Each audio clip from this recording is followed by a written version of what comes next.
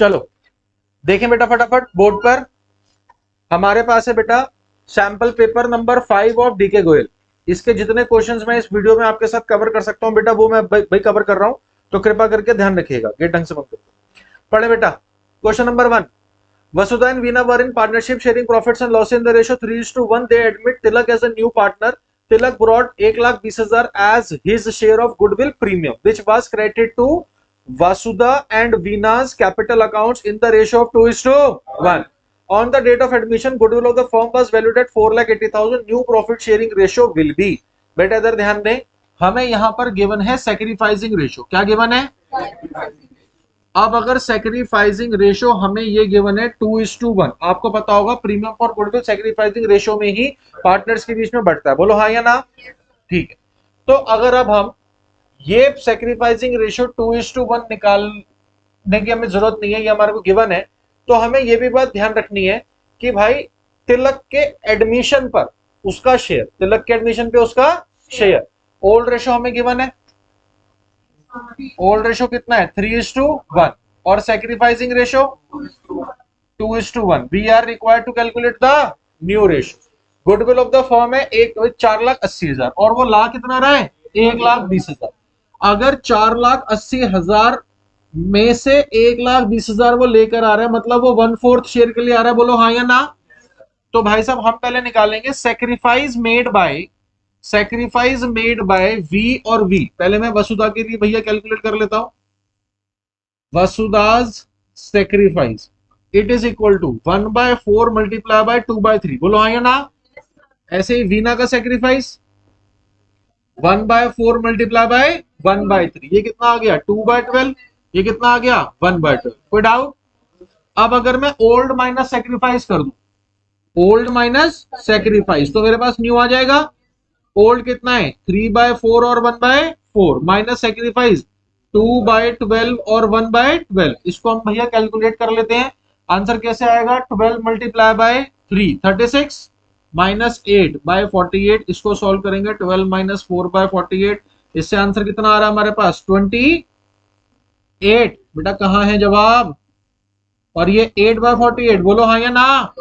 Incoming partner आ रहा था 1/4 share के लिए, उसको ऊपर नीचे 12 से मल्टीप्लाई कर देंगे, 12/48। रेशियो भाई कितना निकल कर आया? 28:8:12। 28:8:12। सबको हम 2 से काट सकते हैं, बोलो हाँ या ना। 14:4:6। फिर से भाई 2 से कट रहा है। 7:2:3। 7:2:2। आंसर 8, बोलो हाँ या ना। चेक करो, चेक भाई करते चलना, दिक्कत हो गलती हो बता देना, ठीक है। अब इधर देखिए हमने ये क्वेश्चन भैया कैसे करा। क्वेश्चन भैया फिर से रीड कर रहा हूं। क्वेश्चन में हमें टोटल गुडविल गिवन थी। टोटल गुडविल कितनी थी? 4,80,000 और वो जितना गुडविल का प्रीमियम ला रहा था वो भी गिवन था कितना? 1,20,000। इससे हमें मालूम पड़ गया कि जो इनकमिंग पार्टनर है वो भैया पार्टनरशिप में आ रहा है 1/4 शेयर के लिए। तो 1/4 शेयर उसने किस पार्टनर से कितना लिया ये भी हमें भाई गिवन था with the help of sacrificing ratio, कि एक बंदे ने सैक्रिफाइस करा है 2/3 और दूसरे ने सैक्रिफाइस करा है 1/3। तो 1/4 का जितने शेयर के लिए वो आ रहा था उसको हमने 2/3 और 1/3 में बांटा, बोलो हाँ या ना। ये आ गया हमारे पास सैक्रिफाइस ऑफ वसुधा और ये आ गया sacrifice of Veena. Sacrifice of Vasudha और सैक्रिफाइस ऑफ वीना। जब हमारे पास दोनों का सैक्रिफाइस निकल आया तो दिस इज द अमाउंट जो उन्होंने सैक्रिफाइस करा, तो हमने ओल्ड में से उनका सैक्रिफाइस माइनस कर दिया, आंसर आ गया, बोलो हाँ या ना। किसी को कोई डाउट? कंफर्म? चले बेटा next question, question number 2। Question number 2 बेटा रीड करते हैं, जरा फटाफट मेरे साथ रीड करो। On dissolution goodwill account is transferred to debit side of. Question हमारे से क्या कह रहा है कि भाई साहब अगर डिसोल्यूशन हो रही है, फर्म बंद हो रही है, अगर भाई साहब फर्म बंद हो रही है तो हम क्या करेंगे? हम बेटा कोशिश करेंगे कि हम गुडविल को बेच दें। गुडविल को बोलो हाँ या ना। ठीक है जी बेटा आंसर चेक करो।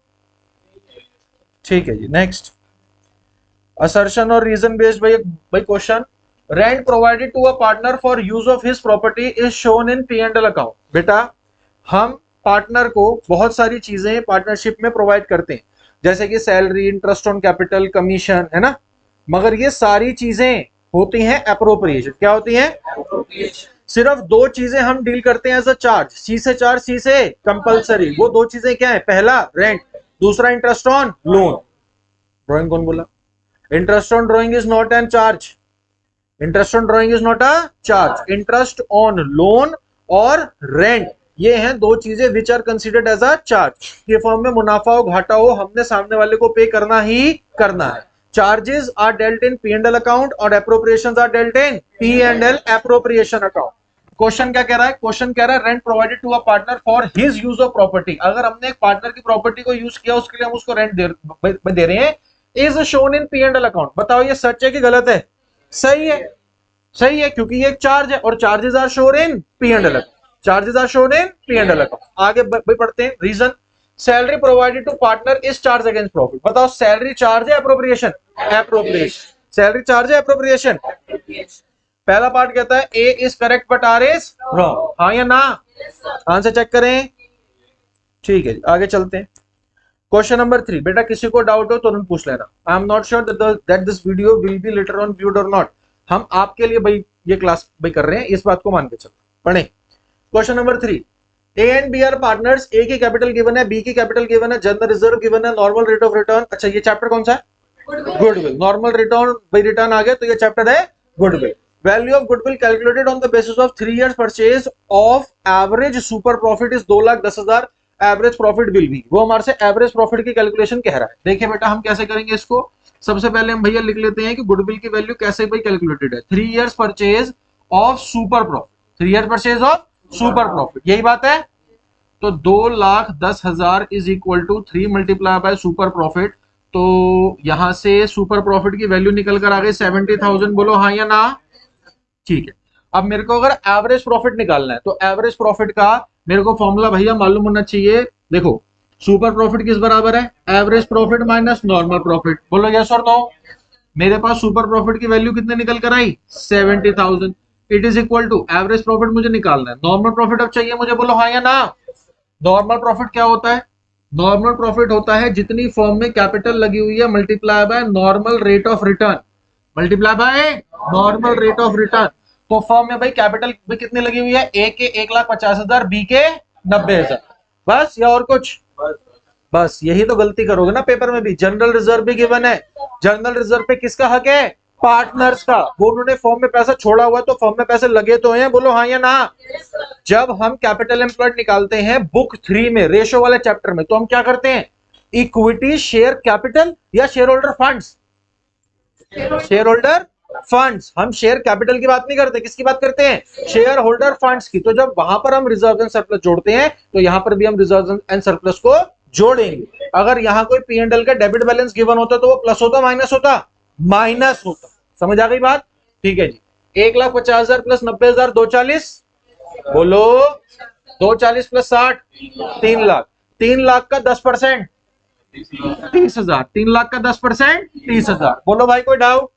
तो अब हमारे पास एवरेज प्रॉफिट कैसे निकल कर आएगा? ये इधर माइनस में इधर जाके प्लस हो जाएगा। वैल्यू 1 लाख। आंसर चेक करो, यही है। ठीक है जिसका आंसर ए पार्ट क्लियर है। चले मेरे बच्चे। अच्छा एक बात जरा रैंडमली ट्राई करें, अगर हमने ये 60,000 ना जोड़ा होता तो आंसर आता 2,40,000। भाई कैपिटल होती 2,40,000 का 10% 24,000। तो मैं 70 के अंदर अगर 24 जोड़ता तो आंसर कितना आ जाता? 94। और बिंगो, इसका भी ऑप्शन कितना। यही बेटा एमसीक्यू वाले क्वेश्चंस में आपको दिक्कत रहेगी कि आपके हिसाब से आपका सॉल्व करने के बाद आंसर एमसीक्यू में होगा मगर वो सही आंसर नहीं होगा। यू नीड टू पे रिक्वायर्ड अटेंशन। आप देख सकते हैं 1 लाख और 94 दोनों ही दे रखे हैं। Question setter is also aware कि बच्चे जनरली इसको इग्नोर कर देंगे। बोलो हाँ या ना? अब मालूम पड़ गया इसको इग्नोर नहीं करना। पढ़ते हैं बेटा नेक्स्ट क्वेश्चन हमारे पास क्या है। नेक्स्ट क्वेश्चन है हमारे पास क्वेश्चन नंबर 4। जरा रीड करने की कोशिश करते हैं। क्वेश्चन नंबर 4 कहता है if rupees 5 lakh 9% debentures are issued for cash are issued for rupees 8 lakh 8% debentures are issued for consideration other than cash. Rupees 3 lakh 10% debentures are issued as collateral security. Amount charged by the company to statement of P&L against the finance cost for 1 year will be। बेटा देखो ये question ना एक principal के ऊपर work कर रहा है। आप मुझे बताओ डिवेंचर अगर हम मार्केट में से इशू करते हैं तो डिवेंचर के अगेंस्ट हमें क्या पे करना होता है? कौन बोला डिविडेंड? डिवेंचर के अगेंस्ट क्या पे करना होता है? इंटरेस्ट। डिवेंचर के अगेंस्ट इंटरेस्ट। तो क्वेश्चन वही पूछ रहा है कि what is the finance cost. ये जो फाइनेंस हम मार्केट से अरेंज कर रहे हैं डिवेंचर इशू करके, अब इसके अगेंस्ट कितना हमने इंटरेस्ट बियर करना है। तो आप एक बात को समझें कि rupees 5 lakh 9% debenture issued for cash. Cash आया तो इसके बदले में ये जो 5 लाख आए हैं इसके ऊपर 9% का ब्याज हम देंगे। देंगे कि नहीं देंगे? 9 5 दा 45,000 रुपए हम इंटरेस्ट के देंगे। कोई दिक्कत परेशानी वाली बात नहीं है। 8% are issued for consideration other than cash. ये जो 8 लाख के 8% डिवेंचर हैं जो हमने इशू तो कर दिए, बदले में कैश नहीं आया, कोई बात नहीं, मगर हमने इशू तो करे हैं। भाई मशीनरी आ गई होगी, बिल्डिंग आ गई होगी, कोई एसेट तो आया ही होगा, तो हमारे पास वो चीज आ गई, तो हम इनको इंटरेस्ट देंगे कि नहीं देंगे? देंगे, हम इनको इंटरेस्ट देंगे, कोई डाउट? 8 लाख का 8% 64,000। अब वो आगे क्या कह रहा है? 3 लाख रुपए के डिबेंचर 10% के रेट पे जो भैया है वो हमने इशू कर दिए एज कोलेटरल सिक्योरिटी। मुझे बताओ क्या इस पे इंटरेस्ट जाता है? क्या इस पे इंटरेस्ट जाता है? नहीं जाता। ये होते हैं डेड डिबेंचर्स। क्या होते हैं? जो जीवित ही तब होंगे जब हमारे पास इसके लोन के रीपेमेंट पे डिफॉल्ट होगा। लोन के रीपेमेंट पे क्या होगा? अभी ये डेड है, इनके ऊपर इंटरेस्ट की कोई भी पेमेंट नहीं होगी। इसको बेटा टोटल करते हैं, अमाउंट बताओ भाई कितना आ रहा है? 1,09,000 आया ना? चेक करते हैं भाई साहब आंसर में, क्या हमारे को 1,09,000 गिवन है? ये गिवन है, ऑप्शन नंबर सी 1,09,000। बोलो हाँ या ना? आंसर चेक करो बेटा, जहां भी गलती हो बता देना। चलें भाई, क्वेश्चन नंबर 5 बेटा, नेक्स्ट क्वेश्चन, क्वेश्चन नंबर 5 क्या कह रहा है भाई साहब हमारे को? रीड करते हैं। X and Y entered into partnership on 1/4/2021. On 1/1/2022, they admitted Z as a new partner for 1/6 share in the profits, which he acquired equally from X and Y. The new profit sharing ratio of XYZ was 3:2:1. Calculate the profit sharing ratio of XY at the time of forming the partnership. कहने का मतलब उसने हमारे साथ यहाँ पे भैया चाल क्या चली? हमें तो ये पता है कि sacrificing ratio is equal to old minus new. उसने हमें सैक्रिफाइसिंग दे दिया, न्यू दे दिया, वो क्या पूछ रहा है? ओल्ड। क्या पूछ रहा है? ओल्ड। हमें यहाँ पे ध्यान रखना होता है, यहाँ पे सैक्रिफाइसिंग रेशियो में सैक्रिफाइस्ड जो पार्टनर सैक्रिफाइस कर रहा है उसका शेयर आता है। क्या आता है? शेयर। ध्यान रखना।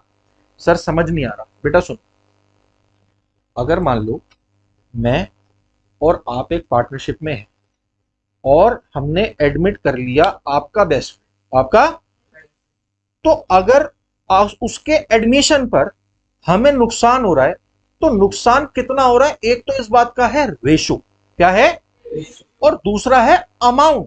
जैसे मान लो मैं और आप पार्टनरशिप में थे भाई साहब, हम मुनाफा शेयर करते थे साल भर का 50-50 हजार बराबर बराबर। क्लियर है? डाउट? अब उसके एडमिशन पे हम भैया कैसे मुनाफा शेयर करेंगे? हमें मिलेगा 30 और उसको हम भैया कितना मुनाफा देंगे? 40। बोलो कोई डाउट? आपके मेरे लॉस का रेशो क्या है? 1:1। लॉस का अमाउंट कितना है? 20,000 ईच। 20,000। तो यहां पर इस रेशो में हमें 1:1 यूज करना है या 20,000? 20,000। हमें रेशो से मतलब नहीं है, रेशो से मतलब नहीं है, हमें जितना सेक्रीफाइस हमने किया उसके क्वांटम से मतलब है, तभी इन क्वेश्चंस का आंसर सही आता है। चलो भैया कैलकुलेट करते हैं। देखिए इधर, अब अगर मैं यहां पे निकालूं कि जी sacrifice made by X, sacrifice made by, भाई कितने शेयर के लिए आ रहा है एक पार्टनर?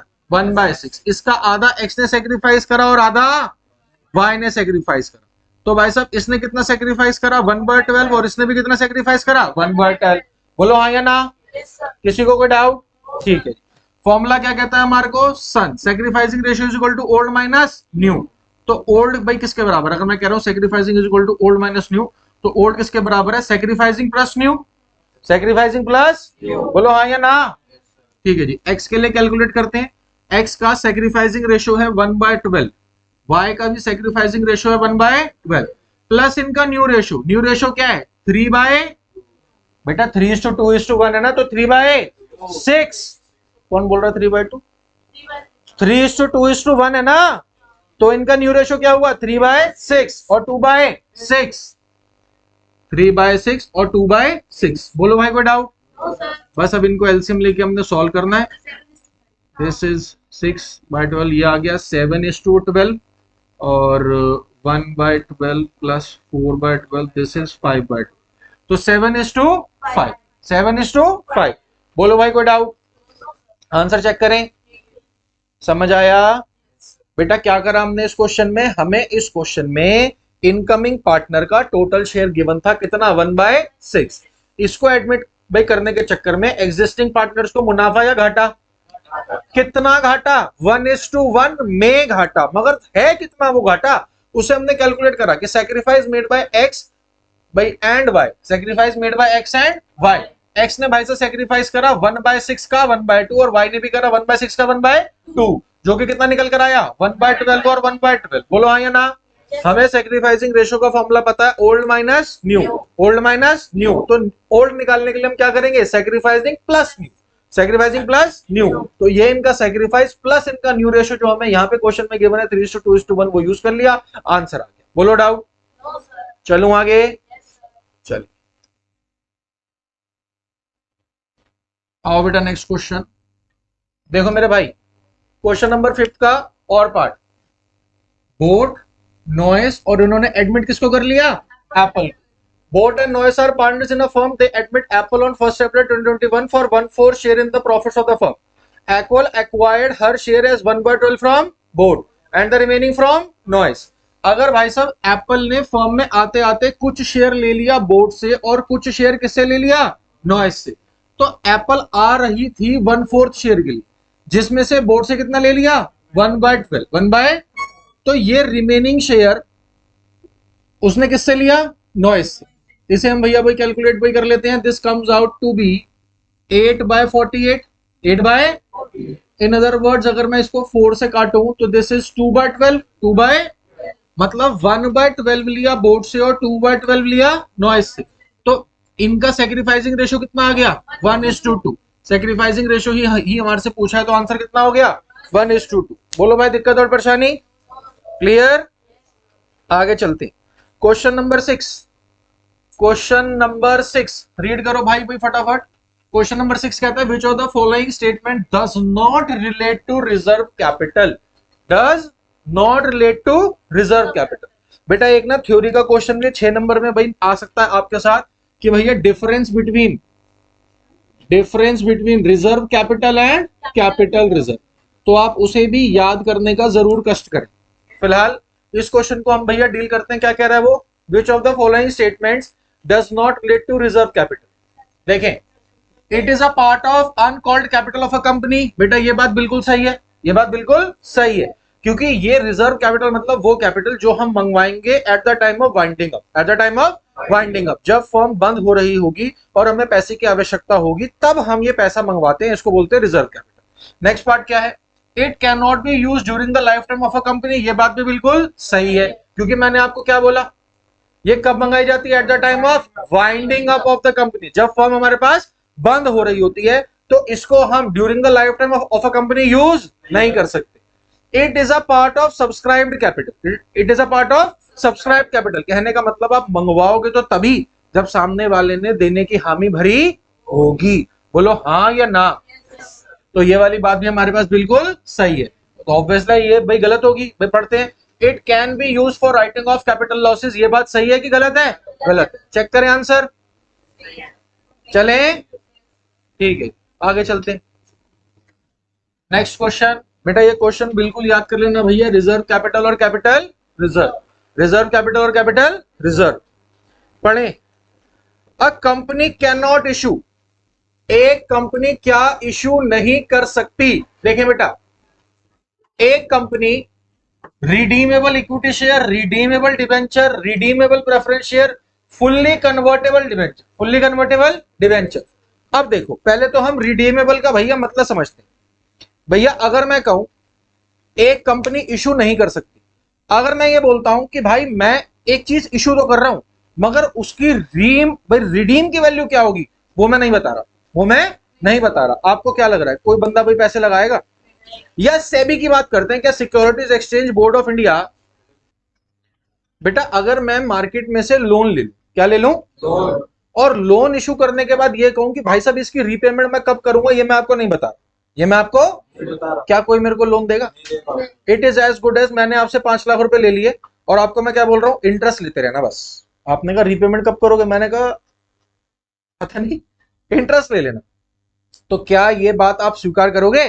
तो देखें, a company can not issue, अगर मैं कहूं कंपनी रिडीमेबल डिवेंचर इशू नहीं कर सकती, रिडीमेबल डिवेंचर इशू नहीं कर सकती, तो ये तो गलत है ना, क्योंकि उसको ऐसे डिवेंचर इशू करने पड़ेंगे which have to be repaid after a period of time. बोलो हाँ या ना।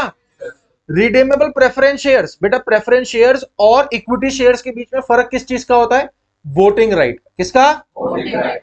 यहां पर हमारे पास प्रेफरेंस शेयर्स के ऊपर दिए जाने वाला डिविडेंड फिक्स्ड होता है। क्या होता है? फिक्स्ड होता है। मगर equity shares are the owners of the company, इनको दिए जाने वाला डिविडेंड फिक्स नहीं होता। हमें क्या बात समझनी है भाई दोनों के बीच में, कि अगर हम प्रेफरेंस शेयर्स इशू कर रहे हैं तो इनकी भी रिडीम की डेट फिक्स करनी जरूरी है, क्योंकि ये मालिक आदमी नहीं है, मालिक आदमी नहीं है। ये जानना चाहेंगे कि इनको रीपेमेंट कब मिलेगी। हमारे पास डिबेंचर्स को फुल्ली कन्वर्टेबल, देखो बेटा डिबेंचर्स की जब रीपेमेंट के बारे में बात आती है तो एक तरीका ये भी तो है कि मैं उनका एक टाइप ही चेंज कर दूं। सर क्या मतलब? मान लो कुछ ऐसे डिबेंचर होल्डर हैं जो हमारी कंपनी में पिछले 15-20 सालों से भी टिके हुए हैं, हम उनको समय से इंटरेस्ट की पेमेंट कर रहे हैं, जिनका हमारी कंपनी के ऊपर पूरा विश्वास है। क्लियर है? वो आज हमसे कह रहे हैं कि सर एक काम करो, हमें ना इन डिबेंचर्स की वैल्यू की जगह इन्हीं वैल्यू के शेयर्स दे दो। क्या दे दो? शेयर्स दे दो। ऐसे भी डिबेंचर की रीपेमेंट होती है, ऐसे भी डिबेंचर्स की रीपेमेंट होती है। उनको हम क्या बोलते हैं? Convertible debentures. क्या बोलते हैं? Convertible debentures. तो भाई साहब हमारे पास प्रेफरेंस शेयर या कन्वर्टेबल डिबेंचर या रिडीमेबल डिबेंचर, ये सारी चीजें तो इशू हो सकती हैं, मगर रिडीमेबल इक्विटी शेयर इशू नहीं हो सकते। सर क्यों? बेटा इक्विटी शेयर लेना मतलब मालिक बनना, इक्विटी शेयर मतलब मालिक बनना। आज एक कंपनी कह दे मालिक साहब मैं आपको आपके पैसे वापस कर दूंगी 5 साल बाद, 10 साल बाद, 15 साल बाद, 20 साल बाद, इसका मतलब कंपनी के व्यू में एक बात आ गई, गोइंग कंसर्न कंसेप्ट का उल्लंघन। कंपनी ही मान के चल रही है कि मैं तो 5, 7, 10, 15, 20 साल बाद इस कंपनी को रखेंगे या बंद कर देंगे? बंद कर देंगे, क्योंकि मालिक को पैसे कब दोगे? बिजनेस बंद करके। मालिक को पैसे कब दोगे? बिजनेस बंद करके। तो रिडीमेबल इक्विटी शेयर इशू करना हमारे कोर्स की बात नहीं है, हमारे एक कंपनी के खिलाफ। चलो बात समझ आ गई? क्लियर है? नेक्स्ट पढ़ते हैं question number 7। On C's retirement machinery appeared in the books of at 1,80,000 and furniture at 1 lakh. On revaluation, it was found that machinery is overvalued by 20%. Net loss on revaluation is calculated at 40,000. What will be the revalued value of furniture? बेटा इस तरीके का question भी आपको paper में आ सकता है, आप देख ही सकते हैं। ये सैंपल पेपर का क्वेश्चन है। बच्चे ना रिवैल्यूएशन पे बहुत ही ज्यादा कॉन्फिडेंट रहते हैं कि भैया रिवैल्यूएशन अकाउंट तो हम कर ही लेंगे। तो देखो ट्राई करते हैं। सबसे पहले तो हमें गिवन है लॉस। क्या गिवन है? 40,000 में यहां लिख दूं, किसी को कोई डाउट है? क्वेश्चन क्या कहता है? On revaluation it was found that machinery is overvalued by 20%। Machinery 20% से ज्यादा वैल्यूड थी, मशीनरी 20% से ज्यादा वैल्यूड थी। तो क्या करेंगे? मशीनरी को 20% से कम कर देंगे। डेबिट पे लिखेंगे या पे क्रेडिट पे? कितनी वैल्यू? 36,000। कितनी? मुबारक हो आपने गलत करा। सुने, मुबारक हो आपने गलत करा। क्वेश्चन पढ़े क्या कह रहा है? It was found that machinery is over valued bye 20%। कहने का मतलब अगर मशीनरी की वैल्यू होनी चाहिए थी 100, आपने कितनी रिकॉर्ड कर रखी है? 120। कितनी होनी चाहिए वो तो आपको भाई पता नहीं है, फिलहाल आपने मशीनरी की वैल्यू रिकॉर्ड कर रखी है 1,80,000। इसको बेटा हम सॉल्व करते हैं by the method of cross multiplication. बोलो हाँ या ना?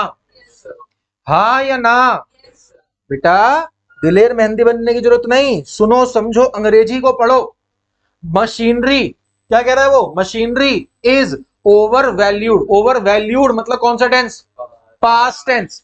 हमने ज्यादा वैल्यू कर रखी है मशीनरी, तो हम मशीनरी की वैल्यू को क्या करना है? कम करना है। मगर कितने से? अगर ज्यादा वैल्यू कर रखी है, कहने का मतलब 100 है तो कितने पर लानी है? 120 पर। अगर 100 पर होनी चाहिए तो अभी कितने पर है? 120 पर। अभी कितने पर है? 120 पर। तो 1,80,000 इज रिप्रेजेंटिंग 120। सॉल्व करते हैं। x is equal to 1,80,000 multiply by 100 divided by 120। x की वैल्यू आ गई 1,50,000। 1 लाख। तो मशीनरी की वैल्यू ओरिजिनल कितनी है? 120। हमने रिकॉर्ड कितने पे कर रखी है? 180। तो कम कितने से करनी है? 30। कम कितने से करनी है? बोलो भाई डाउट, बोलो डाउट। फिर से सुनो, अगर मैं ये कह दूं कि मेरे पास स्टॉक की वैल्यू है 11,000 और मैं दो स्टेटमेंट्स का इस्तेमाल करूं। पहली statement, reduce stock by 10%। Reduce stock by, इस बात का मतलब क्या है, 1,000 रुपए से कम करना, 1100 रुपए से कम करना। इस बात का मतलब क्या है, 1100 रुपए से कम करना। बोलो हाँ या ना, हाँ या ना, आवाज नहीं आई। अब अगर दूसरी स्टेटमेंट में मैं कहता हूं stock is over valued bye 10%, stock is over valued bye, इस बात का भी मतलब यही है कि स्टॉक को 10% से कम करना है, स्टॉक को 10% से कम करना है, मगर दोनों का मेथड अलग है, दोनों का मेथड अलग है। यहां पर हम ये मान के चल रहे हैं रिड्यूस स्टॉक बाय 10% की सीधी सीधी जो वैल्यू है उसमें से 10% कम कर, उसमें से 10%। मगर इस पर्टिकुलर केस में हम ये मान के चलेंगे कि stock is over valued bye 10%, मतलब अभी जो वैल्यू है वो अपने आप में 10% ज्यादा है, वो अपने आप में 10% ज्यादा है। तो हम ये मान के चलेंगे कि 100 पे रिकॉर्ड करनी चाहिए थी, 110 पे रिकॉर्ड कर रखा है। अगर अभी 11,000 पे रिकॉर्ड कर रखा है तो ये वैल्यू कितनी होनी चाहिए, क्रॉस मल्टीप्लाई करके हम सॉल्व करेंगे।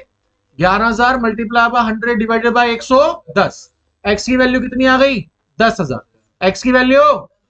तो अगर 10 पे होनी चाहिए और 11 पे रिकॉर्डेड है तो इस केस में कितने से कम करेंगे, 1,000। कितने से, यहां पे स्टॉक की वैल्यू कम होगी 1,000 से और ऊपर वाले केस में स्टॉक की वैल्यू कम होगी 1,100 से।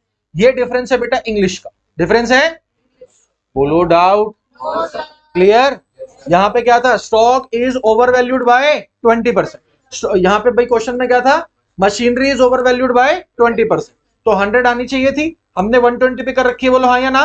ये वैल्यू कॉरेस्पॉन्डिंगली हमें मालूम नहीं है, ये वैल्यू क्वेश्चन में गिवन है 1,80,000, क्रॉस मल्टीप्लाई करा, हमें भाई मालूम पड़ा मशीनरी की वैल्यू कितनी होनी चाहिए, 1,50,000। कर कितने पे रखी है, 1,80,000। बढ़ानी है कम करनी है, कम करनी है। फायदा नुकसान, नुकसान रिवैल्यूएशन के कौन सी तरफ, डेबिट साइड 30,000। अब क्वेश्चन कहता है कि भैया what will be the revalued value of furniture, furniture अब हमने कितने पे रीवैल्यू किया होगा, what will be the revalued value of furniture, कि हमारा टोटल लॉस 30 से बढ़कर कितना हो गया, 40, तो हमें और लॉस कितने का हुआ होगा, 10,000। तो 1,00,000 पे आ रहे फर्नीचर को 10,000 से कम करके हमने कितने पे रिकॉर्ड करने की कोशिश करी होगी, 90,000। बोलो भाई हाँ या ना, आंसर चेक करें, सही है। अब आप कह रहे हो कि ये क्वेश्चन 1 नंबर में दे रखा है, बेटा ऐसा ही होता है 1 मार्कर के अंदर, इसीलिए बच्चों के नंबर खो जाते हैं क्योंकि वो इन क्वेश्चंस को टफ मानते हैं, और आपके पेपर में बड़ा क्वेश्चन जो आएगा वहां पे भी इस तरीके से रिवैल्यूएशन बनाना आ सकता है। तो कृपया करके practice more and more such type of questions. बोलो क्लियर।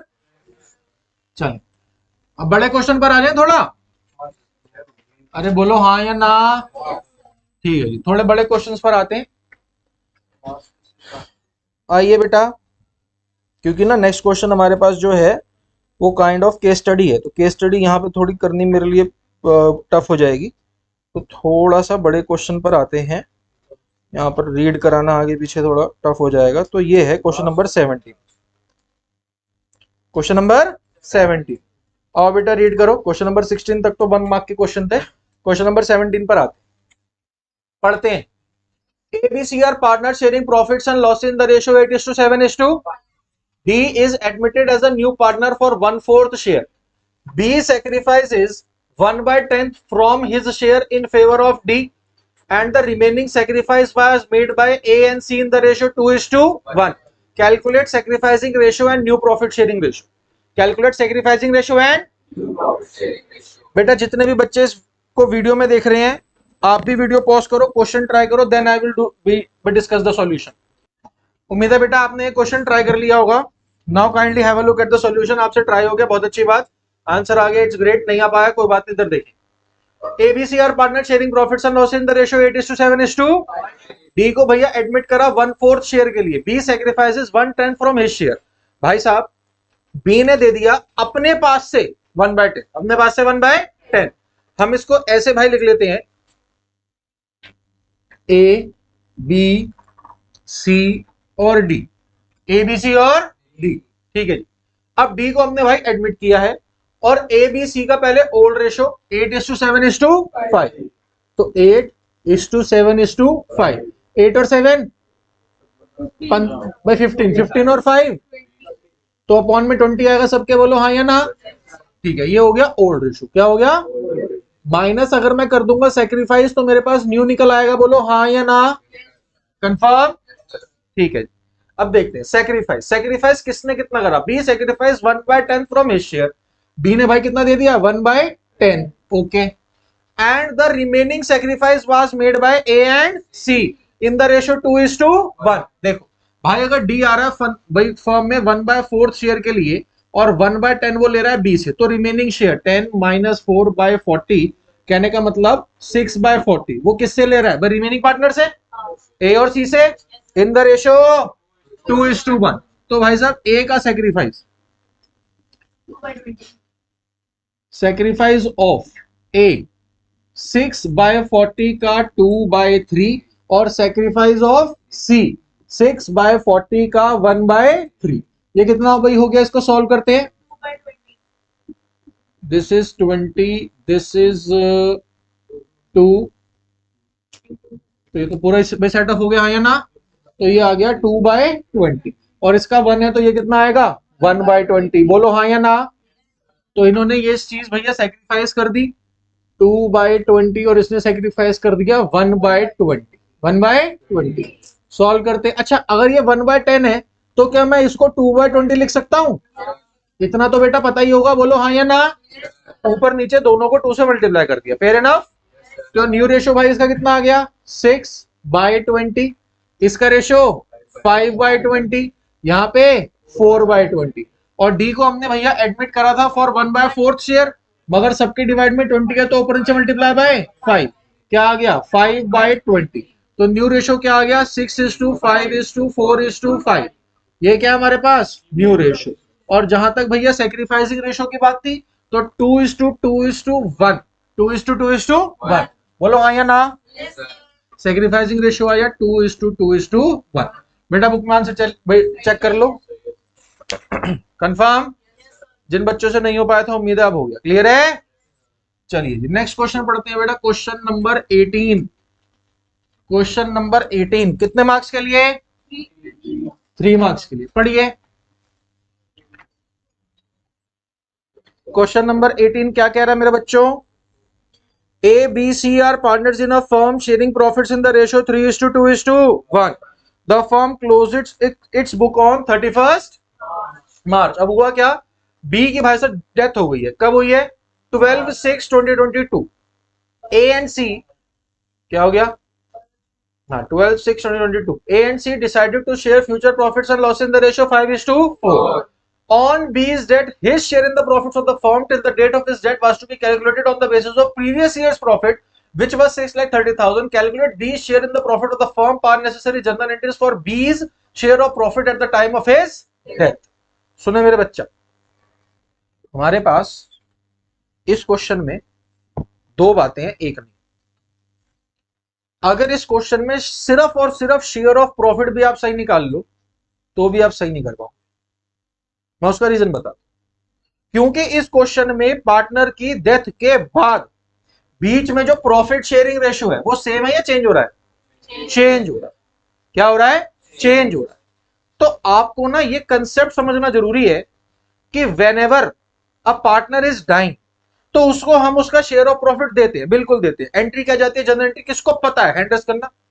अगर एक पार्टनर की डेथ हो रही है तो उसको जब प्रॉफिट दिया जाता है तो उसको प्रॉफिट बांटने के लिए जर्नल एंट्री क्या जाती है? किसको पता है? हैंड रेस करो ना। बोलना नहीं है बेटे, बोलना नहीं है। जिसको पता है वो हैंड रेस कर लो। 1 2 3 4 5 6 कुछ बच्चे हैं। हाँ बेटी बोल एंट्री, बोलो बेटी एंट्री। हाँ जी, P&L suspense account debit to deceased partners by capital account, फिर deceased partner capital to executive. Clear है? किसी को कोई डाउट? हम यूज किसका करते हैं? P&L। अगर P&L सस्पेंस का यूज तब होता है जब प्रॉफिट शेयरिंग रेशियो में चेंज ना हो। प्रॉफिट शेयरिंग रेशियो में चेंज। बुक वन लाइए आप। किसके पास है बुक वन? चलो निकालो जरा बेटा। ये सेम काइंड ऑफ क्वेश्चन आपको देखने को मिलेगा अपनी बुक की इलस्ट्रेशन में, पेज नंबर 6.11, इलस्ट्रेशन नंबर 9।